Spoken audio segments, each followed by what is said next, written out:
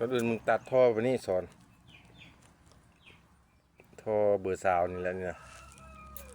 ตัดให้มันได้10 เซนแล้วมึงเอา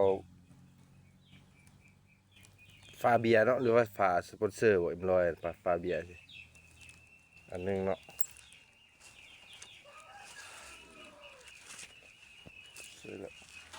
อันนี้กว่าฝาเบียร์เฮ็ดมึงตัดอันนี้น้อยชิ้นยาวๆ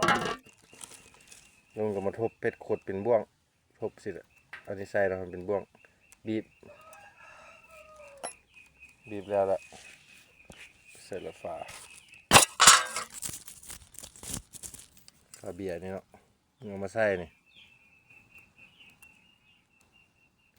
เอามาใส่สิ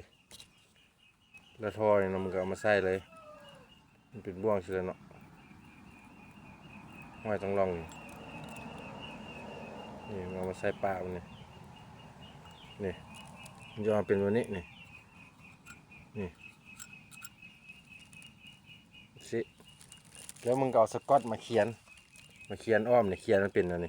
เขียน2 รอบก็ได้รอบเดียวก็ได้2 รอบแล้วมั่นใจนี่มันจะออกมาเป็นแบบนี้นี่ซ้ำนี้แล้วมึงก็เอาป่องเงินเอาป่องสติงบ่ป่องยังก็ได้ที่ว่ามันพอดีเนี่ยมาอัดกึบเขานี่แล้วถ้ามึงเจาะหูนี้ให้มันหายใจ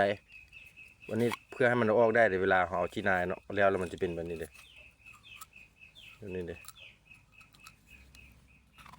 ซุปใส่นี่